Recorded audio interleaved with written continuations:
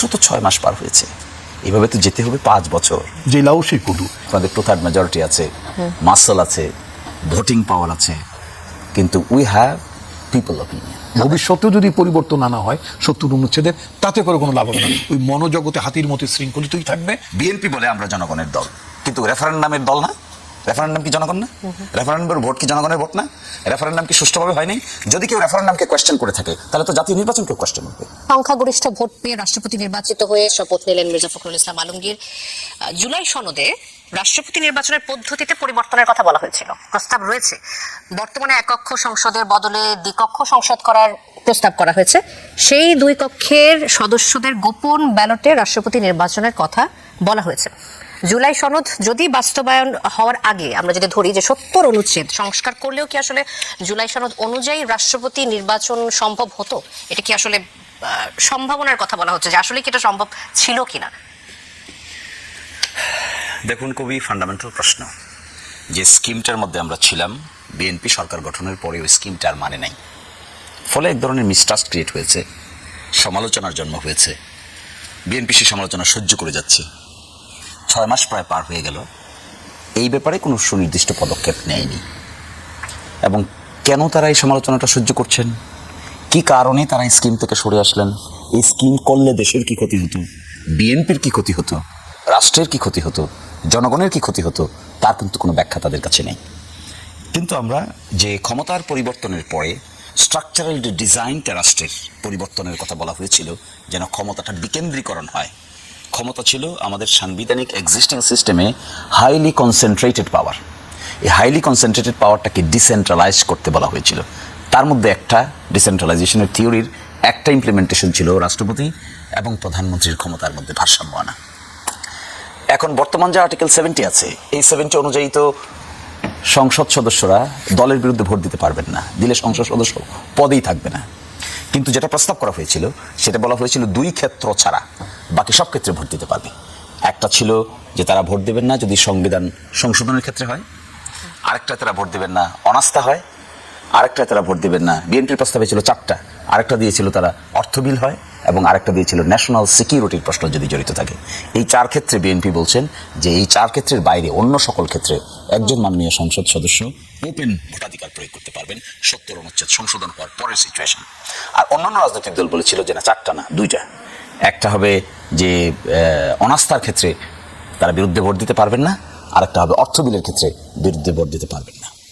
তো এই স্কিমটি তো গ্রহণ হয়নি এখনো। গ্রহণ না করাটাকে আমরা ক্রিটিসাইজ করি। I personally vehemently criticize the position of BNP regarding somehow disregard to the order of July implementation order, এবং সেখান থেকে তারা সরে এসেছেন। কিন্তু রাষ্ট্রপতি নির্বাচন এছাড়া বাকি যে পদ্ধতিতে নির্বাচন হয়েছে, it seems to be attractive, it seems to be participatory, it seems to be good gesture and posture for the future democracy of the nation. এমন ডেমোক্রেটিক যে কালচারটা এই দেশে এস্টাবলিশ করার জন্য চেষ্টা করা হচ্ছে, করেছেন অতীতে, কিন্তু ইদানিংকালে এটাকে আরো ইনস্টিটিউশনালাইজ করার চেষ্টা করা হচ্ছে। কিন্তু সেটা কুড হ্যাভ বিন বেটার যদি আমরা 6 মাসের মধ্যে সনদে অন্তর্ভুক্ত কিংবা গণভোটে অন্তর্ভুক্ত বিষয়গুলোকে সংবিধানে অন্তর্ভুক্ত করে ফেলতাম, তাহলে 6 মাসের পরে আজকে এই বিতর্ক আর মোটেও থাকতো না। One thing is very important, 2 বছর পার করেছি আমরা 5ই আগস্ট থেকে 5ই আগস্ট।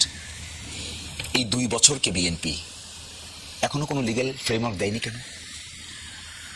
2 বছর কিভাবে কাটলো? এই 2 বছরের যদি লিগ্যাসি ঠিক না থাকে, কনস্টিটিউশনাল প্রোটেকশন না থাকে, কনস্টিটিউশনালি প্রোটেক্টেড না হয়, তাহলে যে নির্বাচন আমরা করেছি, যে গণভোট আমরা করেছি, যে সরকার এখানে গঠন করা হয়েছে, যেভাবে আমরা মহামান্য রাষ্ট্রপতি নির্বাচন করছি, এগুলো তো কনস্টিটিউশনাল লিগ্যাসি ঠিক না থাকলে এইভাবে হবে না। আচ্ছা, ইটস নট পসিবল। এটা অনলি পসিবল যদি কনস্টিটিউশন লিগ্যাসি ঠিক থাকে। কিন্তু 5ই আগস্টের পরে তো কনস্টিটিউশন ফাংশন করেনি। 6 মাস অতিবাহিত হয়েছে। আপনাদের কাছ থেকে, আমরা বিরোধী দলের কাছ থেকে বারবার জুলাই সনদের ব্যাপারে সরকারের কাছে প্রেশার ক্রিয়েট করা হয়েছে যেন জুলাই সনদ বাস্তবায়ন করা হয়, কিন্তু তারপর আপনি বলছেন এই যে সরকারের সমালোচনাগুলো সহ্য করে যাচ্ছে। আসলে সরকারের পরিকল্পনা যদি আপনার ভাবনা থেকে আপনি বলেন, কারণ সরকার থেকে সবসময় বলা হচ্ছে জুলাই সনদ বাস্তবায়ন হবে, কিন্তু কবে হবে সেই বিষয়ে কোনো সুনির্দিষ্ট পরিকল্পনা আমরা দেখিনি। আপনার কাছে কি মনে হচ্ছে যে আর কত দীর্ঘায়িত কেন করছে সরকার, আর কি কারণে আসলে তাদের এই দীর্ঘায়িত করার পরিকল্পনা রয়েছে? সরকারের মধ্যে একটা শাইনেস আছে, এটা I feel it, I cannot give you information, but I feel it from the deepest core of my heart. সেই শাইনেসটা কি? যে 2 বছর সময় আমরা পার করলাম, এই 2 বছর সময়কে তারা কিভাবে কাভারেজ দিবে? শহীদ প্রেসিডেন্ট জিয়া রহমান সাহেব ক্ষমতায় আসার পরে 69 সালে তিনি 5ম সংশোধনী বিল পাশ করেছিলেন সংসদে। সেখানে গিয়ে তিনি বলেছিলেন যে 75 সালের 1 আগস্ট থেকে 79 সালের এপ্রিল মাস পর্যন্ত যা কিছু করা হয়েছে তাকে কনস্টিটিউশনালি প্রোটেক্টেড এবং কোনো আদালতে প্রশ্ন উত্থাপন করা যাবে না। সাবসিকুয়েন্টলি আমরা দেখেছি না 5th অ্যামেন্ডমেন্ট বাদ হয়ে গেছে পরিপূর্ণভাবে বাংলাদেশের সুপ্রিম কোর্ট। তো এখন বিএনপির সামনে একটা বিগ কোয়েশ্চেন, 2 বছরকে কিভাবে প্রোটেকশন দেবে? সেই জিনিসটাকে অ্যাড্রেস করার জন্যই কিন্তু আমরা বলেছিলাম যে let it be answered by the people. যদি পিপল কোনো আনসার দেয় তাহলে this answer will be permanent, sustainable, টেকসই, এবং গণভোট কিন্তু সেই আনসার। গণভোটে যখন হ্যাঁ আসলো, তখন যে পদ্ধতিতে আমরা গণভোট নিলাম, এই পদ্ধতিতে তো সংবিধানে গণভোট নাই, তারপরে কোনো গণভোটের আয়োজন করা হয়েছে, এটা just to endorse the opinion of the people, এবং অ্যাকর্ডিংলি পিপল রেসপন্ডেড। তাতে কি বিএনপির জন্য ভালো হলো না খারাপ হলো? তো তারা গণভোট থেকে সরছে কেন? আমার ধারণা এখানে কোথাও একটা সঠিক অ্যাডভাইসের অভাব আছে, কনস্টিটিউশনাল জুরিসপ্রুডেন্সের প্রপার অ্যানালাইসিসের অভাব আছে, এবং জুরিসপ্রুডেন্সটা অ্যানালাইসিস করার ক্ষেত্রে পক্ষ বিপক্ষের মতামতটাকে নির্মোহভাবে বিশ্লেষণ করার অভাব দেখা যাচ্ছে। They must solve it as quickly as possible. This is a dangerous part of this historical and legal chronology. Mohammad Shishir Monir, আবার আসবো আপনার কাছে। ডক্টর রাশেদুজ্জামান রিপন, মোহাম্মদ শিশির মনিরের কথার উপর ভিত্তি করে আমি আসতে চাই যে বিএনপি এই যে 2টা বছর পার করেছে, এবং আমরা দেখলাম গণ অভ্যুত্থানের পর 2 বছর পার হয়ে গেছে এবং ক্ষমতা নেওয়ার পরে 6 মাসের মতো অতিবাহিত হয়েছে। বিএনপি কি আসলে ভাবনা চিন্তা কি করছে যে এই জুলাই গণ অভ্যুত্থান সবকিছুকে কিভাবে অ্যাড্রেস করবে, এবং বারবার যে জুলাই সনদ থেকে যে সময়টাকে যে দীর্ঘায়িত করা হচ্ছে জুলাই সনদ বাস্তবায়নের ক্ষেত্রে, এটা আসলে নির্দিষ্ট কি কারণ থাকতে পারে? আমি বিং এন আউটসাইডার, আমি তো সরকারের অংশ নেই, সরকারের ভাবনার কথা আমি বলতে পারবো না, ক্লিয়ার? তো মানে আসলে হিপোক্রেসি করে তো লাভ নাই। তা আমি যেটা মনে করি সেটা হচ্ছে যে আপনার এই যে 2 বছরটাকে যদি আমরা একটা প্রোটেকশন দিই, এরকম প্রোটেকশন কিন্তু অতীতেও দেওয়া হয়েছিল। আলটিমেটলি কিন্তু উচ্চ আদালতে সেটা টিকেনি। আচ্ছা, এখন কতটা যদি গণভোটের বিষয়টিও যদি আমি মানে বিবেচনায় নেই, যে জনগণ রেফারেন্ডামের মাধ্যমে জনগণ এটা বলেছে। বাংলাদেশে তো এর আগেও গণভোট হয়েছে, সে গণভোটেরও তো কিছু রায় আছে এই দেশে, সেটাও কি বদলে যায়নি? বদলে গিয়েছে। মৌলিক রাজনীতিটা যদি আমার ঠিক না থাকে, আমি ঠিক এই জায়গাটায় আমি ওনার 70 অনুচ্ছেদ উনি দীর্ঘ আলোচনা করেছেন। 70 অনুচ্ছেদের ব্যাপারে এটা আমার বরাবরই আমার একটা অবজারভেশন। 70 অনুচ্ছেদের উনি 4টা পয়েন্টের কথা বলেছেন ওনারা, যারা বিরোধী দলে ছিলেন। সরকার এখন যারা সরকারি দল, সরি, তারা বোধহয় 4টা কথা বলেছেন, তাই না? সরকারি দল 4টা কথা বলেছে, বিরোধী দল 2টো কথা বলেছেন। ধরেন এই 4টা বিষয় মানে 2টো বিষয় যদি থাকতো, মানে বিরোধী দলের দাবি অনুযায়ী যদি থাকতো, এটা বাংলাদেশে ফাংশনাল না। খুব প্র্যাকটিক্যালি চিন্তা করেন আচ্ছা কেন সম্ভব না? এটা পলিটিক্যাল কালচার, আমরা যে কালচারের মধ্যে বড় হচ্ছি, যে কালচারের মধ্যে আমরা রাজনীতিটা করছি। ধরুন একজন ব্যক্তি মিস্টার এক্স, তিনি দলের বিভিন্ন পলিসি ইস্যুতে তিনি পার্লামেন্টে সমালোচনা করছেন, মানে ওই 4টার বাইরেও যদি সমালোচনা করেন, এবং তার পার্টি যখন দেখে যে এই ব্যক্তিটি খুব মানে ইন্ডিভিজুয়ালি তার কিছু চিন্তা আছে, ভাবনা আছে, তিনি অনেক কিছুই মানে সরকারের রাইট রং সমালোচনা করছেন, ভালো বন্ধ বিভিন্ন সমালোচনা করছেন, ডু ইউ থিঙ্ক বাংলাদেশের প্রচলিত রাজনৈতিক সংস্কৃতি অনুযায়ী সেই লোকটি সেই রাজনৈতিক দলের মনোনয়ন পরের বছর পাবে, মানে পরের টার্মে পাবে? Absolutely impossible. বলে বেশি বোঝে নাকি? বাংলা একটা শব্দ বলে পাকনা, অথবা দলের হিসেবে বিশ্বাসযোগ্যতা হারাতে পারেন তাদের দৃষ্টিভঙ্গিতে। আচ্ছা, তো ফলে এই ঝুঁকিটা সাইকোলজিক্যালি প্রতিটি এমপির মাথার মধ্যে কাজ করে। প্রতিটি ওই সেই সার্কাসের হাতির মতো, সার্কাসের হাতি মানে শিকল বাঁধা অবস্থা থাকে, ওকে যখন কমান্ড করে তুমি এইভাবে ঘোরো ওইভাবে ঘুরে টুরে তাই বলেন। এখন যদি কোনোদিন যিনি হাতিটার যিনি মাহুদ মানে যিনি হাতিটাকে পরিচালনা করেন, তিনি একদিন এটাকে খুলে দিলেন, খুলে দেওয়ার পর আপনার বিরুদ্ধে হাতিটা দৌড় মারবে না। ও মনস্তাত্ত্বিকভাবে ও শৃঙ্খলিত, মনস্তাত্ত্বিকভাবে সে শৃঙ্খলিত হয়ে আছে, সে দৌড়াবে না। বাংলাদেশের পলিটিক্যাল কালচার যেই জায়গাটিতে গত 55 বছর আমরা যেভাবে এক্সারসাইজ করেছি প্রায় সকল দল, তো তাতে করে আপনি তাদেরকে যদি স্বাধীনতা দিয়ে দেন, they will not exercise their liberty, not at all. আমি বিশ্বাস করি না। আচ্ছা, তো কারণ তার পরবর্তীতে ওই দল থেকে আবার তার এমপি হওয়ার একটা আকাঙ্ক্ষা থাকবে, এমপি হলে তার মন্ত্রী হওয়ার আকাঙ্ক্ষা থাকবে নাকি পরবর্তীতেও? তো ফলে তিনি এই চান্সটা মিস করবেন না, তিনি সবসময় একটা ট্রমার মধ্যে থাকবেন, ভয়ের মধ্যে থাকবেন। বাট যদি একটা আমেরিকান সিস্টেমে, আমি বারবার হয়তো আমাকে আপনার দর্শকের জন্য ভুল না বুঝেন, I am not advocating for any particular system of the United states, but comparatively আমার কাছে ওই সিস্টেমটা আমার কাছে ভালো মনে হয়েছে, এবং সেখানকার যারা ল মেকার যারা, তারা ইন্ডিপেন্ডেন্টলি তারা এক্সারসাইজ করতে পারেন ওই দেশে, সিনেটর এবং কাউন্সিলর পারেন। কারণ ওই দেশে যারা প্রেসিডেন্ট ছিলেন, মিস্টার শাহ ছিলেন, যিনি আছেন ট্রাম্প বলেন, ওবামা বলেন, ক্লিন্টন বলেন, আমি আরও 10টা নাম আরও 20 জন প্রেসিডেন্টের নামও বলতে পারেন। তারা কেউ তাদের জীবনে কোনোদিন বলেনি, বলতে পারেন না, যিনি এখন আছেন তিনিও বলতে পারেন না, ওয়েল আই মেড ইউ, আমি তোমাকে বানিয়েছি, তোমাকে পথে থেকে তুলে এনে তোমাকে নেতা বানিয়েছি, তোমাকে এমপি বানিয়েছি, তোমাকে আমি মন্ত্রী বানিয়েছি। এটা বাংলাদেশের সিস্টেমে এখানে আমরা বলি, এই ব্যাটা আমি তোমাকে বানিয়েছি। আমি কয়েকদিন একজন মন্ত্রীর একটা মানে কি বলে, মানে একটা ভিডিও বক্তব্য শুনছিলাম, মানে ভিডিও, এই ব্যাটা বলে উঠলেন, এই ব্যাটা। এটা না, যার উদ্দেশ্যে হোক না কেন, যাদের উদ্দেশ্যে হোক না কেন, কিন্তু কথা হচ্ছে কি যে আমাদের দেশে তো এটাই সত্য যে আমরা যারা বানাবার জায়গায় থাকি, যেমন আমি একটা জায়গায় আমি কাউকে বানাতে পারি, আমার উপরে যিনি তিনি আমাকে বানাতে পারেন, এরকম বানানোর একটা প্রক্রিয়া প্রসেসের মধ্যে, সিস্টেমের মধ্যে আমরা থাকি।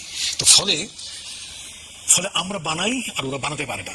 যখন ওরা বানাতে পারে না, তখন দেখবেন যে রিপাবলিকান পার্টি করা সত্ত্বেও ওই পার্টি থেকে নির্বাচিত হয়েছে কংগ্রেসম্যান, সিনেটর, তারা কিন্তু প্রেসিডেন্ট ট্রাম্পের এগেনস্টে যে বা তার দলের বাইরে যে তারা ডেমোক্র্যাটদের সাথে মিলে তারা যৌথভাবে বিলও তৈরি করছে, ভোটও দিচ্ছে।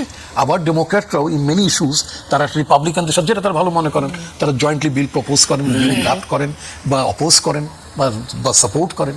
এটা ও দেশে সম্ভব, কারণ প্রাইমারিলি তাদের পার্টির মধ্যে তারা একটা প্রাথমিক ভোটে নির্বাচিত হন।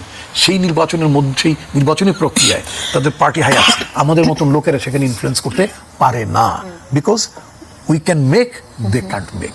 আমরা বানাতে পারি নেতা, ওরা নেতা বানাতে পারে না। এখানে কর্মীরা নেতা বানিয়ে দেয় না, নেতারা তাদের নিচের স্তরের নেতা বানিয়ে দেয়। তো ফলে 70 অনুচ্ছেদের মানে 2টো বলেন 4টা বলেন যাই বলেন, কোনো সার্কাসের হাতির মতো আমরা মানে মনস্তাত্ত্বিকভাবে মানে শৃঙ্খলিত হয়ে আছি। আপনি বলছেন যে এমপিরা চাইলেও আসলে ওই গণ্ডির বাইরে যাওয়ার তাদের খুব বেশি সুযোগ নেই, মনস্তাত্ত্বিকভাবে সুযোগই নেই, ও তো মানসিকভাবে না, মানসিকভাবে শৃঙ্খলিত। তাহলে এই পরিবর্তনটা আসতে আসলে অসুবিধা কোথায়? এই পরিবর্তনটা আসলে অসুবিধা কি, যে আমাদের একটা বিরাট বড় চান্স গেল, যে এই যে সংস্কার যেটা হলো, একটা হচ্ছে সংস্কারটা দীর্ঘ সময় নিয়ে সংস্কার আলোচনাটা হয়েছে, এত বেশি আলোচনার দরকার ছিল না। এই সংস্কার প্রক্রিয়ার যিনি ভাইস চেয়ারম্যান ছিলেন, কার্যত উনি প্রধান, প্রফেসর আলী রিয়াজ ভাই, আমাদের সিনিয়র ইউনিভার্সিটিতে, উনি মার্কিন যুক্তরাষ্ট্রে পড়ান, রাজনীতি বিজ্ঞানই পড়ান, ওই দেশে বহু বছর আছেন, মোর দেন 3-4 ডিকেডস প্রবাবলি, তাই না? উনি যেটা করতে পারতেন, শুরুতেই আইডিয়াটা ইনিশিয়েট করতে পারতেন এবং একটা সিচুয়েশন তৈরি করতে পারতেন। আনফর্চুনেটলি আমরা সেটা করতে পারিনি। এটা করতে না পারার পরে আমরা আবার যাহা 52 তাহা 53-তে চলে গিয়েছি, যে লাউ সেই কদু। একটা পরিবর্তন, যে এত মানুষের যে প্রাণ গেল, এই যে 135টা শিশুর জীবন গেল, 2000 মতো মানুষের প্রাণ গেল, এত মানুষের চোখ গেল, কারো 1 চোখ 2 চোখ গেল, যে এত মা বোন রাস্তায় নামলো, একটা জনগণের এত স্বতঃস্ফূর্ত অভ্যুত্থান পৃথিবীর ইতিহাসে খুব কমই হয়।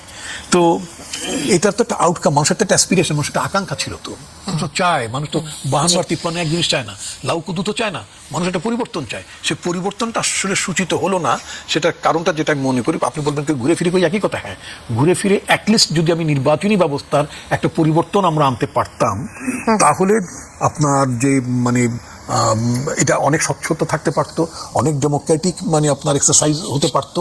তাহলে আপনার এই 70 অনুচ্ছেদের যে আলোচনাটা আমি দেখলাম যে গতকাল সালাউদ্দিন আহমেদের একটা কথা বলতে চাই, তিনি বলছিলেন যে ভবিষ্যতে সংবিধানের যে সংশোধনী আসবে 70 ধারাতেও পরিবর্তন আসবে এবং 70 অনুচ্ছেদ সংশোধন পরবর্তী রাষ্ট্রপতি নির্বাচনে পরিবর্তিত 70 অনুচ্ছেদ, আমি বললাম ভবিষ্যতেও যদি পরিবর্তন আনা হয় 70 অনুচ্ছেদের, তাতে করে কোনো লাভ হবে না। ওই মনোজগতে হাতির মতো শৃঙ্খলিতই থাকবে যতক্ষণ পর্যন্ত নির্বাচন ব্যবস্থার পরিবর্তন। আমি জাতীয় নির্বাচনের কথা বলছি, ভোটটা দেবেন তো পার্লামেন্টের মেম্বাররা, পার্লামেন্টের মেম্বারে যদি নিজেদের স্বাধীন বোধ না করেন, তারা যদি স্বাধীনভাবে নির্বাচিত না হতে পারেন, তারা তাদের ইলেকটোরেট থেকে যদি তারা নির্বাচিত হয়ে আসতে না পারেন, ওই দেশে তো ট্রাম্প কাউকে বানিয়ে দেয় না, বানাতে পারে না, তার কোনো অথরিটিই নাই, এক্সারসাইজ করার কোনো অবস্থান নাই। তো সুতরাং আনলেস এন্ড আনটিল আপনি ইলেকট্রাল সিস্টেমের যদি বেসিক স্ট্রাকচারের পরিবর্তনটা না আনেন, আপনি পরবর্তীতে আপনার 70 অনুচ্ছেদের পরিবর্তন আনলেও বয়স হয়ে গেছে, আল্লাহ বাঁচায় রাখলে আমি আরো একটা নির্বাচন দেখতে পারি যদি আল্লাহ চান, ইচ্ছা করেন, কিন্তু আমার মনে হয় না আমি I will be able to see it. আমি যে জিনিসটি আজকে ইন অ্যাডভান্স বলতে চাই নাকি বলে দেবো? জি। আচ্ছা, সেটা হচ্ছে উনি আইনজ্ঞ মানুষ, আমি আইন পড়ি আর কি ইন্টারেস্ট থেকে। এবং কিছুটা মানে প্রশ্ন করি নিজেকে যে এটা কেন বা এটা কেন নয়। সেক্ষেত্রে আমার একটা জিনিস মনে হচ্ছে, যেহেতু যে মানে জুলাই আদেশ বাস্তবায়নের কথা সরকারি দলের তরফ থেকে বলা হয়েছে না, বলা হয়েছে তো যে আমরা এটা অক্ষরে অক্ষরে বাস্তবায়ন করবো। তো অক্ষরে অক্ষরে বাস্তবায়ন করতে হলে তো জুলাই ধরে নিলাম হাইপোথেটিক্যালি কেন দেবো, সিন্স গভর্নমেন্ট প্রমিস করেছে তারা জুলাই আদেশ বাস্তবায়ন করবে, তো জুলাই আদেশের মধ্যে ছিল দ্বিকক্ষ বিশিষ্ট পার্লামেন্ট হবে নাকি, তাই তো? তাহলে আমাদের আরেকটা কক্ষ হবে। রাষ্ট্র তখন প্রশ্ন উঠতে পারে, বর্তমান যিনি আজকে দিনে রাষ্ট্রপতি হলেন তিনি তো জাতীয় সংসদ দ্বারা নির্বাচিত প্রেসিডেন্ট হলেন। এই পার্লামেন্টে যদি আরেকটি কক্ষ হয় এবং সেই কক্ষে যখন আরো 100 জন মানুষ নির্বাচিত হবেন, তাহলে রাষ্ট্রপতি কি তখন একটা যদি উচ্চ কক্ষ থেকে ওটার নাম তো একটা দেবেন তো নাকি? একটা নাম তো উচ্চ কক্ষ বললেন, আরেকটার নাম তো একটা কিছু দেবেন, যেই নামই ডাকেন না কেন। আচ্ছা, তো তাহলে রাষ্ট্রপতি কি এক কক্ষের নির্বাচিত প্রেসিডেন্ট হবেন না 2 কক্ষের নির্বাচিত প্রেসিডেন্ট হবেন? আচ্ছা, that will be very big question. আজকে আপনার অনুষ্ঠানে আমি মানে একদম সাইন কোশ্চেন করে গেলাম। আচ্ছা, কারণটা হচ্ছে যে আপনার প্রেসিডেন্ট তো মানে সংসদ কর্তৃক প্রেসিডেন্ট নির্বাচিত হবেন। সংসদ যদি 2 লেগড হয় মানে দ্বিকক্ষ বিশিষ্ট, তাই যদি হয় তিনি আজকে এক কক্ষ দ্বারা নির্বাচিত হলেন। পরবর্তী এই টেনিওরে, এই গভর্নমেন্টের এই টেনিওরে যদি আরেকটি কক্ষ নির্বাচিত, আরেকটা কক্ষ যদি ক্রিয়েট হয়, তাই না, এবং সেখানে যদি নির্বাচিত হন, তাহলে প্রেসিডেন্টের উনি আইনের মানুষ প্রেসিডেন্টকে ওই কক্ষেরও এন্ডোর্সমেন্ট, এই ব্যাপারে আসলে কোনো ধরনের আইনগত কোনো বিধিবিধান রয়েছে কিনা, যে আমাদেরও সবার প্রশ্ন যে আরেকটি দ্বিকক্ষ বিশিষ্ট সংসদ যদি হয় সেক্ষেত্রে কি আবারও রাষ্ট্রপতি নির্বাচনের প্রসঙ্গ এবং সেই সাথে ওই কক্ষেরও এখন যেটা রয়েছে পরিবর্তিত অবস্থার ক্ষেত্রে কি হতে পারে? স্কিমটা ছিল হলো 180 দিনের ভিতরে এগুলো শেষ হয়ে যাবে। 17 তারিখে, এই মাসের 17 তারিখে 180 দিন পার হয়েছে, ক্যালেন্ডার 180 দিন, ওয়ার্কিং 180 দিন এখনো পার হয় নাই। তো যদি এই 180 দিনের ভিতরে স্কিমটা অ্যাকসেপ্টেড হতো, তা এরই মধ্যে দ্বিকক্ষ হয়ে যাওয়ার কথা। প্রশ্ন আসছিল যে যখন এটি পাশ হয়ে যাবে, 180 দিন শেষ হয়ে যাবে, তখন অটোমেটিক সংবিধান সংস্কার পরিষদটা বাতিল হয়ে যাবে। একজন পার্লামেন্টের মেম্বার 2টো ক্যারেক্টার হবে, একটা হলো পার্লামেন্ট মেম্বার হবেন আর একটা সংবিধান সংস্কার সভার সদস্য হবেন। 2টো শপথ নেবেন। বিএনপি একটি শপথ নিয়েছে, আরেকটি শপথ নিয়ে নেই। আর যেদিন শেষ হয়ে যাবে, আইনে বলা আছে স্পষ্ট করে, যেদিন শেষ হয়ে যাবে সেই দিন বর্তমান পার্লামেন্টটা ভেঙে 2 টুকরো হয়ে যাবে। একটা হয়ে যাবে আপার হাউস বাইক্যামেরাল সিস্টেমে, আর একটা থাকবে লোয়ার হাউস।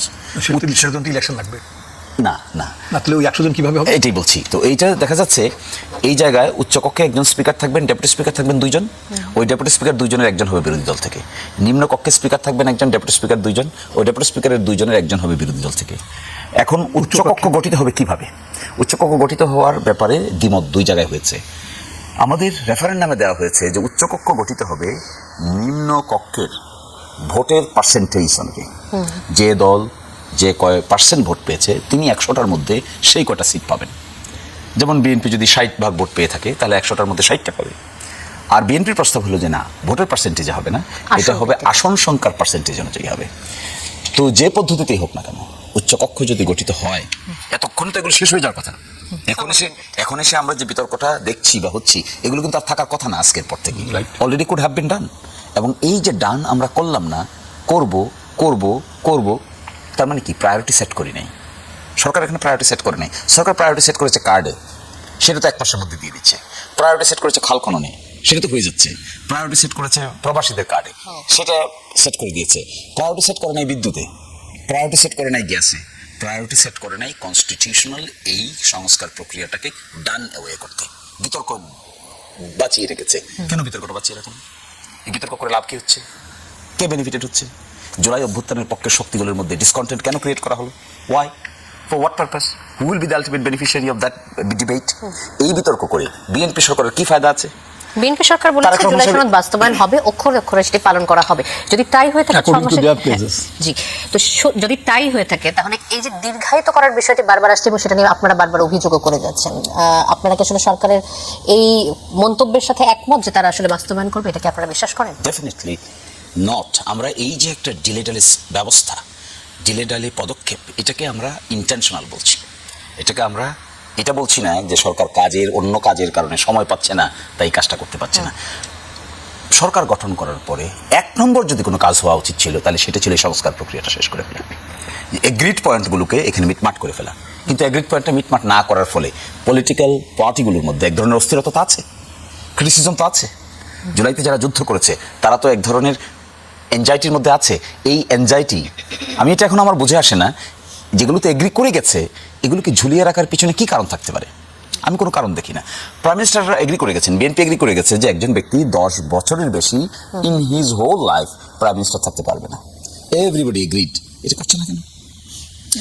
গতকাল বৃহস্পতিবার আপনি আপনার নিজের ভেরিফাইড ফেসবুক পেজে আপনি লিখেছেন যে আজ মহামান্য রাষ্ট্রপতি নির্বাচন, কিন্তু কোনো উত্তেজনা নেই, কারণ ফলাফল আগে থেকে আপনাদের জানা, আমাদের সবার জানা। এমনটা হবার কথা ছিল না, কথা ছিল 70 অনুচ্ছেদ সংস্কার হবে এবং স্বাধীনভাবে সকলেই ভোটাধিকার প্রয়োগ করবে। আমি যদি ডক্টর আসাদুজ্জামান রিপনের কথা ধরে বলতে চাই যে আসলেই কি 70 অনুচ্ছেদ যদি বাস্তবায়ন হতো সবাই স্বাধীনভাবে ভোটাধিকার প্রয়োগ করতে পারতেন? তিনি বলছেন পারতেন না। থিওরিটিক্যালি কোনো বাধা নাই, কিন্তু কেউ যদি ইচ্ছা করে ইন্ডিপেন্ডেন্ট না হতে চায় তাকে তো আপনি ইন্ডিপেন্ডেন্ট করতে পারবেন না। রিপন ভাই সিনিয়র, অনেক অভিজ্ঞতাও না। I respect him, I have deep respect from the deepest core of my heart for him, because I understand what ই সেইজ। অনেক ক্রিয়েটিভ থিঙ্কিং তিনি জন্ম দেন, আই সাবস্ক্রাইব ইট। এবং এই কন্ট্রিবিউশনের রিকগনিশনটা এই ভাইকে দিয়ে আমি একটা কথা বলি। কথা তো ছিল 5ই আগস্টের পরে রাজনীতিতেও গুণগত পরিবর্তন হবে। কথা তো ছিল নতুন প্রজন্মের মানুষের আকাঙ্ক্ষাকে আমরা ধারণ করব। কথা তো ছিল এখানে ট্রান্সপারেন্ট অ্যাকাউন্টেবল মেকানিজম ক্রিয়েট হবে। কথা ছিল এখানে পরিবার সিস্টেম থেকে বের হয়ে একজন কৃষকের সন্তানও যেন প্রাইম মিনিস্টার হওয়ার স্বপ্ন দেখতে পারে, এই এনভায়রনমেন্ট ক্রিয়েট হবে। This were the commitments, this were the spirits. সংস্কারটা করবো কেন? কোনো ব্যক্তির মধ্যে সীমাবদ্ধ থাকতে না, কোনো দলের মধ্যে সীমাবদ্ধ থাকতে না, কোনো গোষ্ঠীর মধ্যে সীমাবদ্ধ থাকতে না। এই সংস্কারটা করার পারপাস ছিল every citizen will be given equal opportunity, যেন ক্যাপেবল হলে, কম্পিটেন্ট হলে সে যেন রেসপেক্ট পায়। আচ্ছা, এই জায়গাটা থেকে আমি মনে করি, এই জায়গাটা থেকে ফিলসফিক্যাল, কিন্তু এটা একটা কালচারালও ব্যাপার আছে। আমার ধারণা এই জায়গা থেকে রিপন ভাই বলছেন যে যদি একজনকে আমরা এখন 70-এর বাইরেও ঠেলে দিই, তার মন, মগজ, মস্তিষ্ক থেকে এই পূর্বের ঢেউ এখনো দূর হয় নাই। আপনি দেখবেন দোলনার মতো আর কি, দোলনাকে আপনি ধাক্কা দিয়ে ছেড়ে দিবেন, আপনি ছেড়ে দিয়েছেন ঠিকই, কিন্তু দোলনা তো দুলতে থাকে কিছুক্ষণ।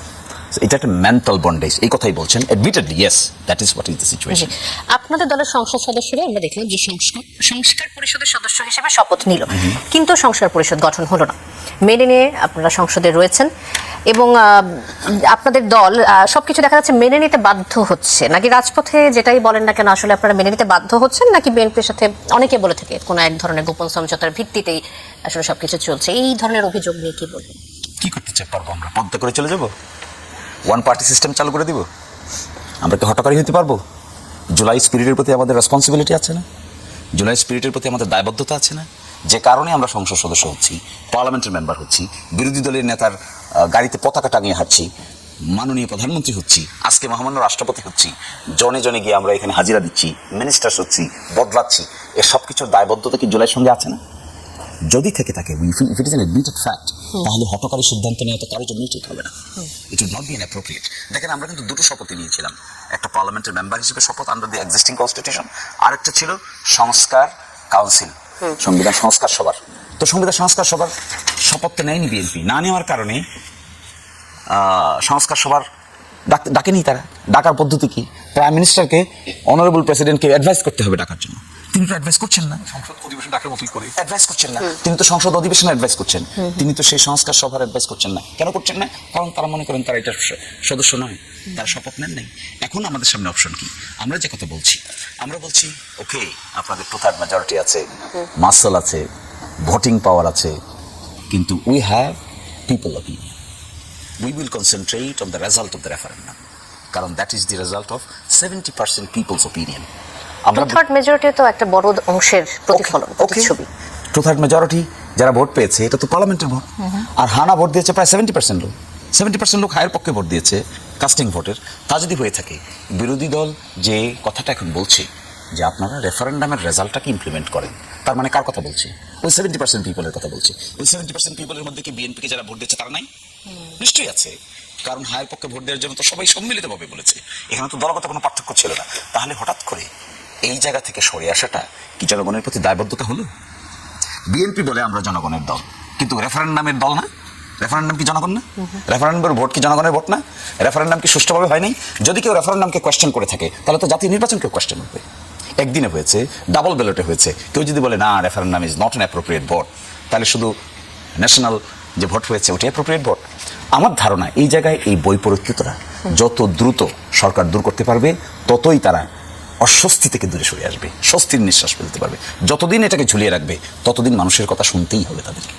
জি, মোহাম্মদ শিশির মনির, আবার আসবো আপনার কাছে। ডক্টর আসাদুজ্জামান রিপন, জুলাই সনদে প্রস্তাবিত ব্যবস্থায় বলা আছে যে রাষ্ট্রপতি নির্বাচনে গোপন ব্যালট থাকবে এবং রাষ্ট্রপতির কিছু গুরুত্বপূর্ণ নিয়োগের ক্ষমতা বাড়বে। একই সঙ্গে প্রধানমন্ত্রী ও রাষ্ট্রপতির ক্ষমতার মধ্যে ভারসাম্য তৈরির জন্য আলাদা কিছু সাংবিধানিক বিষয় বিধান যুক্ত হবে।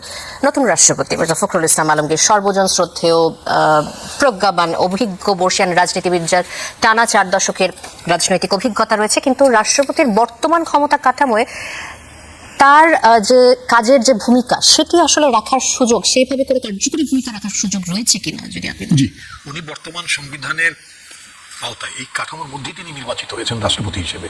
সুতরাং এই কাঠামোর মধ্যে তার যা যা রেসপন্সিবিলিটিস আছে সেগুলো তিনি খুবই সুন্দরভাবে করতে পারবেন, এতে কোনো সন্দেহ নেই। যা কিছু নির্দেশিত নেই, যা কিছু বর্ণিত নেই বর্তমান সংবিধানে, সেটা তিনি সংবিধানের বাইরে যে কেমনে করবেন। আর যে প্রস্তাবগুলো আছে, যে আলোচনাগুলো ছিল সংবিধান সংশোধনে, সেই আলোচনা তো সেই সংবিধান তো সংশোধন হয়নি, অর্থাৎ সেই আলোচনাটা এক্সিকিউট হয়নি। আবার যেটা সংবিধান সংস্কার পরিষদের সদস্য হিসেবে বিরোধী দলের যারা শপথ নিয়েছেন, এখন সরকারি দলের 2/3 মেম্বার তো সে শপথ নেননি। শপথ না নেওয়ার কারণে ভার্চুয়ালি বা আইনত সংবিধান সংস্কার পরিষদ এক্সিস্টই করে না, সংবিধান সংস্কার পরিষদ বলা যেতে পারে যে এটা আপনার ফর্ম হয়নি বলেই প্রতিভাত হবে, এটা গঠন হয়নি। আচ্ছা, এখন কথা হচ্ছে যদি গঠন হতো, যেটা উনি খুবই প্রাজ্ঞ আইনজীবী জনাব শিশির মনির সাহেব, তার কথাগুলো খুব মনোযোগ দিয়ে আমি শুনি, তো তার লিগাল ইন্টারপ্রিটেশন আমি অনেক মনোযোগ দিই। তো যেটা বলছিলাম সেটা হচ্ছে যে আপনার পার্লামেন্টে যদি দ্বিকক্ষ থাকতো, তাহলে পার্লামেন্টের যিনি বর্তমানে স্পিকার, ডেপুটি স্পিকার আছেন, they could not preside over the session of the upper council, because এটা কনফ্লিক্ট অফ ইন্টারেস্ট ডেভেলপ করছে। যিনি বর্তমান হাউসে যিনি স্পিকার বা ডেপুটি স্পিকার আছেন, ইন নো ওয়ে তারা করতে পারবেন না। তাহলে কে করবেন? যেমন ইন্ডিয়াতে প্রভিশন আছে, সেখানকার ভাইস প্রেসিডেন্ট আপনার রাজ্যসভায় প্রেজাইড করেন। আমেরিকাতে আছে, সেখানকার ভাইস প্রেসিডেন্ট সিনেটে প্রেজাইড করেন। বাংলাদেশের সেই চিন্তা ভাবনা থেকে আমাদের পার্টি চেয়ারম্যান নির্বাচনের আগে তিনি কিন্তু একটা প্রস্তাবনা দিয়ে রেখেছেন, বিএনপির তরফে, যেটা আমাদের নির্বাচন ইশতেহারের মধ্যে আছে, সেটা হচ্ছে বিএনপি যদি রাষ্ট্র পরিচালনার দায়িত্ব গ্রহণ করে, তাহলে BNP will create a position for the Republic, that is vice president. অর্থাৎ উপরাষ্ট্রপতি পদ একটি ক্রিয়েট করার বিএনপির একটা অঙ্গীকার আছে, এটা নির্বাচনী অঙ্গীকারের মধ্যে আছে। এটা এই উদ্দেশ্যে যে যদি আমরা নির্বাচিত হই, তাহলে উচ্চ কক্ষ গঠন করার আমাদের তো একটা প্রতিশ্রুতি আছে, সেটা 31 দফার মধ্যে আছে, নির্বাচন অঙ্গীকারের মধ্যে আছে। বিরোধী দলেও উচ্চ কক্ষ চান, তাহলে উচ্চ কক্ষ গঠন হলে সেই উচ্চ কক্ষকে প্রেজাইড করবেন, তো সেটার জন্য একজন ব্যক্তি তো লাগবে। আমরা তো বর্তমান সংসদের স্পিকারকে নিয়ে আসতে পারছি না। আচ্ছা, তো তাহলে আসলে একজন লোককে লাগবে, সেটার জন্য কিন্তু এই উপরাষ্ট্রপতির প্রভিশনটা আমরা চিন্তা ভাবনা করেছি। তো যত দ্রুত উচ্চ কক্ষ গঠন হবে, তত দ্রুতই আমার মনে উচ্চ কক্ষ গঠনের সাথে সাথে ভাইস প্রেসিডেন্ট পদটা নিয়োগ করারও একটা ব্যাপার আছে, এটাও থাকবে। তো সেটার জন্য আইন তৈরি করতে হবে, ভাইস প্রেসিডেন্ট কি পদ্ধতিতে, কোন পদ্ধতিতে নির্বাচিত হবেন, তাই না? আবার যেটা আপনি প্রেসিডেন্টকে যে এম্পাওয়ার করতে চাচ্ছেন, কিছু দায়িত্ব কর্তব্য তার উপর ন্যস্ত করতে চাচ্ছেন, সেটা বর্তমান আইনের মধ্য দিয়ে, এই কাঠামোর মধ্যে দিয়ে উনি সেটা এক্সারসাইজ করতে পারবেন না। সেটার জন্য একটা আইন করা প্রয়োজন। আইন করার জন্য সেটা বিরোধী দলের একটা 2/3 মেজরিটি আছে, বাট এই জাতীয় মৌলিক আইন পরিবর্তনের ক্ষেত্রে আমি মনে করি যে পার্লামেন্টের সকল অংশীজন যারা, অর্থাৎ বিরোধী দলে যারা আছেন, তাদের মতামত, তাদের প্রতিক্রিয়া, তাদের পরামর্শ এই ক্ষেত্রে খুবই বিবেচনায় নেওয়া উচিত। কারণ যদি আপনি একটা সাস্টেইনেবল চেঞ্জ আনতে চান, এবং আজকে আমি ক্ষমতা আছি 2/3 নিলাম, বানালাম, পরে আবার এটা সাস্টেইন করলো না, এই জাতীয় পরিবর্তনে তো আপনি মাঝে মধ্যে একটা এক্সারসাইজ করতে পারেন না, তাই না? তো সেই জন্য আমি মনে করি এগুলো খুবই মৌলিক পরিবর্তন, ভাবনার পরিবর্তন, রাষ্ট্রীয় কাঠামোর ভাবনার পরিবর্তন। এই ধরনের পরিবর্তনের ক্ষেত্রে বিরোধী দলের অংশগ্রহণ ঠিক হবে। কিন্তু যেটা সমস্যা হচ্ছে, সংস্কার এবং সংশোধন নিয়ে সরকার বলছেন যে তারা একটা সংবিধান সংশোধন করার জন্য তারা একটা কমিটি গঠন করেছেন। বিএনপির 31 দফা, যেটা আমি যখন